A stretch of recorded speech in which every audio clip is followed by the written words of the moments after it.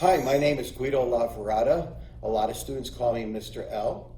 I'd like to welcome you to my class, and I'm going to be demonstrating all the stringed instruments: violin, viola, cello, and bass. This is a wonderful opportunity for you to learn these instruments. And you guys are so lucky because not only do you get to choose whether you want to be in orchestra, but you could also choose to be in band.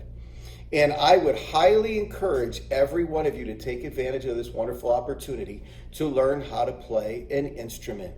I usually like to say to all of my students, listen to the sound of the instrument. If you like the sound of that instrument, then you're going to want to practice it. The next thing that is very important is that you learn the musical language. Because once you learn the musical language, you'll be able to play a lot of different instruments. When you look at a sheet of music, you'll see dots all over the page.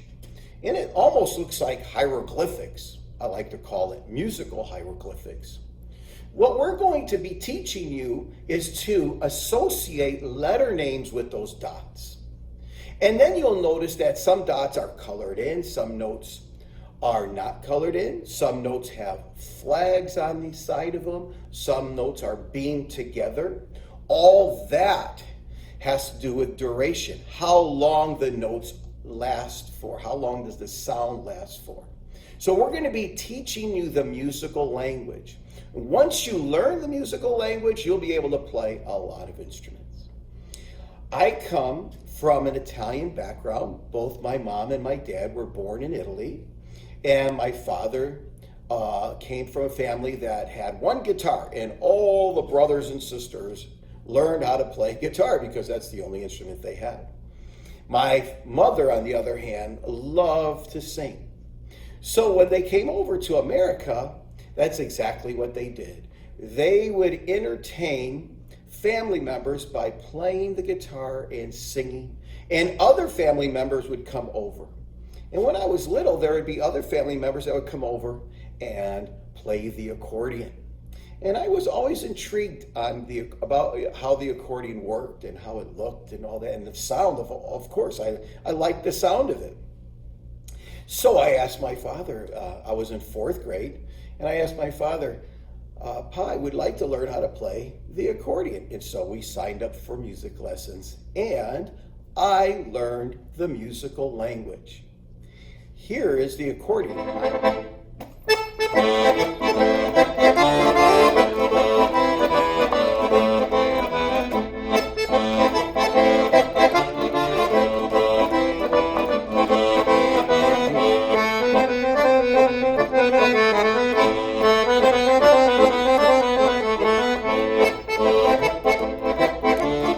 when I got to be about in sixth grade, seventh and eighth grade, I decided to start a band.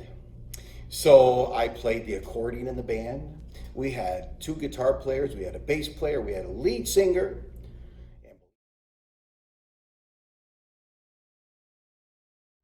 When I got to be a freshman in high school, I had another band. It was called Family Circle.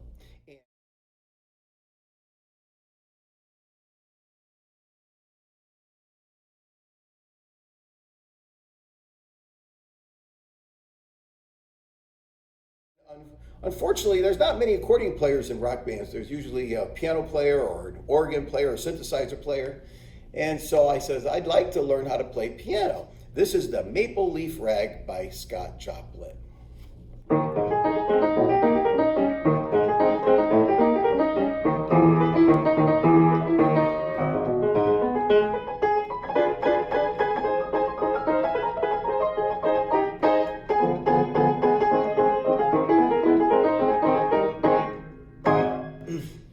How was I able to play the accordion and then the piano?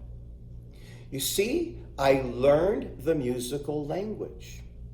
Whenever you learn the musical language, you now are able to transfer and play a lot of different instruments a lot easier because now you know the musical language.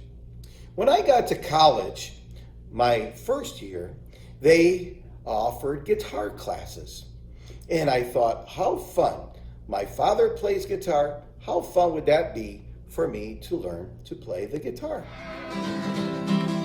Four little ducks way down one day, over the hills and far away. Mother duck said, quack, quack, quack, quack, but only three little ducks came back. Then I discovered that the violin had a lot of similarities to the guitar. It had similar strings, and you had to press your fingers down on the fingerboard in order to play it. So I decided, let me try playing the violin. And then I started becoming very interested to play other string instruments as well. I love playing the cello. This is a 3/4 size cello. All these instruments come in different sizes, and I want you to listen to the C major scale and C arpeggio of the cello.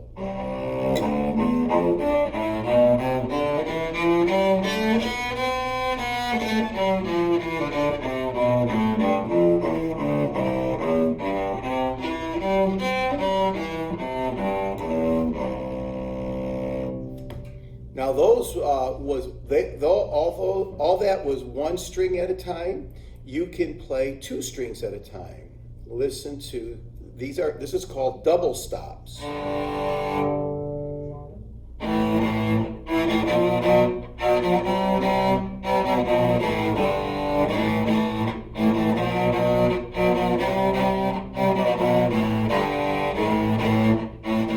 Now, I'm sure you've seen string players wiggle their fingers like that on the fingerboard. That is vibrato. You watch how pretty vibrato changes the sound of the strings.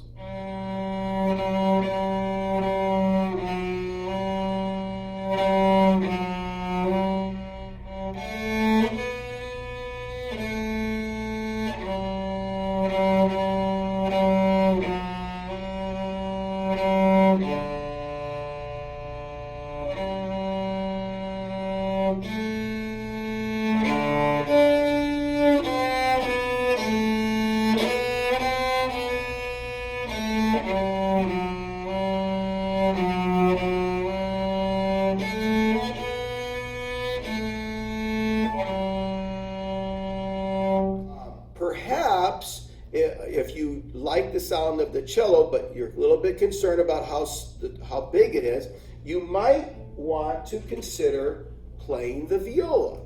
Now this viola is a 14-inch viola, and this is what we use like pretty much in elementary school. In junior high, the violas are larger. But it has the same exact strings as the cello. So here's the A string on the cello. Here's the A string on the viola.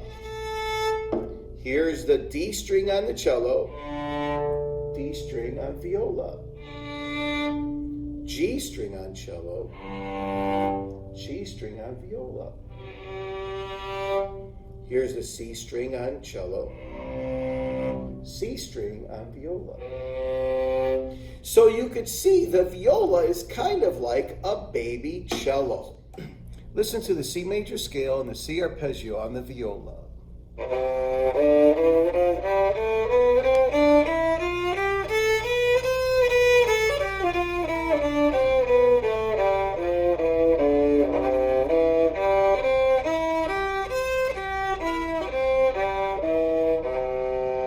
Some of you might know this song.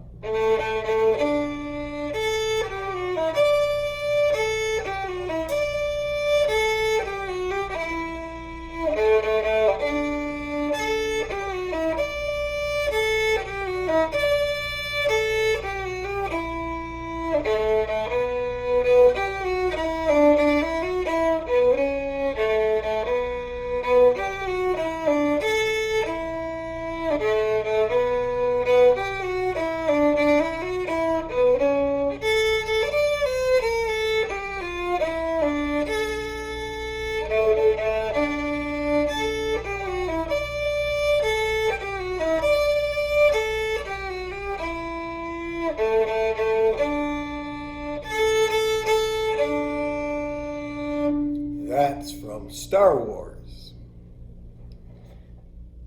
This is the bass. Now, this is a quarter-size bass.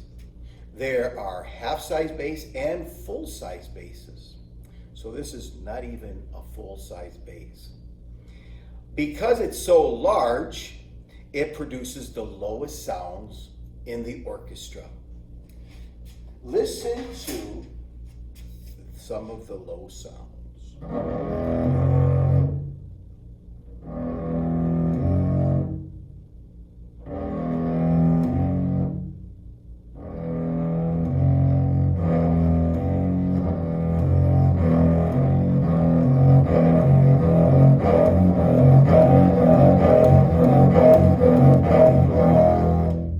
To stop because I didn't want anyone to get nightmares.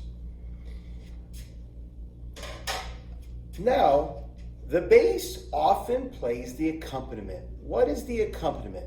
The accompaniment is the background sounds. Of course, in elementary school, all the instruments play the melody, but then as you progress and get more advanced, the bass will, and then other instruments too, will start playing harmony parts or accompaniment. Now, in the book, Americana Strings, it's a 2-year study. So in the first half of the book, the first year students will play, and then the second half of the book, the second year students will play. Now, on page 48, we start doing harmony, and the bass is playing an accompaniment for the song Turkey in the Straw. You'll notice that in this accompaniment, the bass is playing pizzicato, plucking the strings, and actually slapping against the fingerboard for a percussive kind of accompaniment. Listen.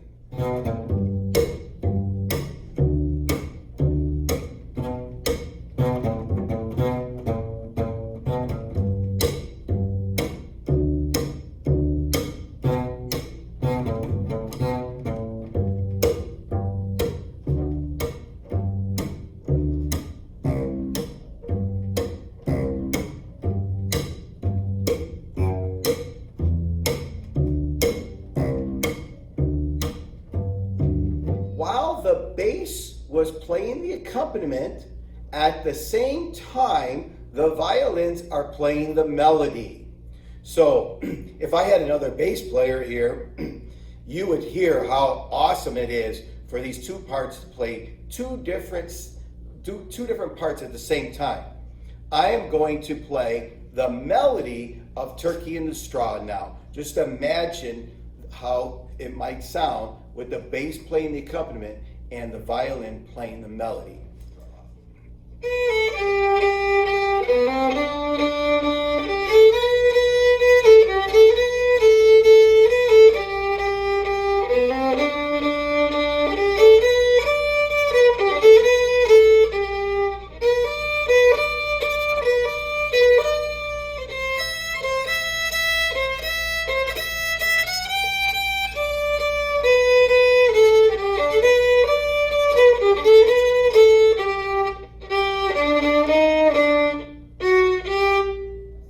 Some of you might ask, does the bass ever use the bow?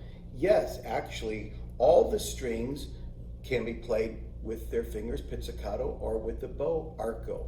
This next song is called Trilogy from the book Americana Strings, and this is O Susanna going into Camptown Races.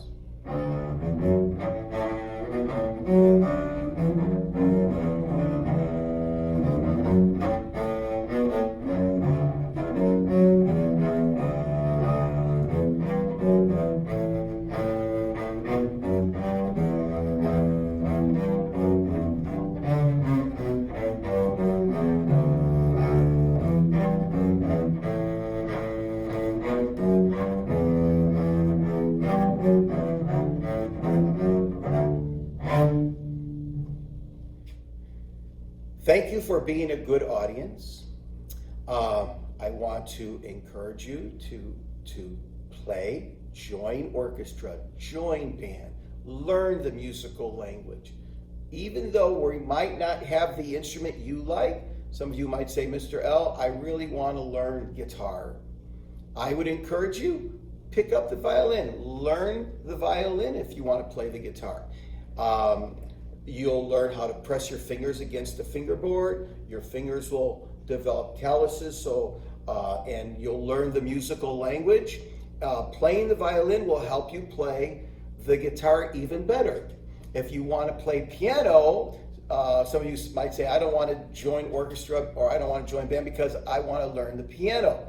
I would encourage you, if you want to learn how to play piano, pick up the bass, play the cello, because guess what?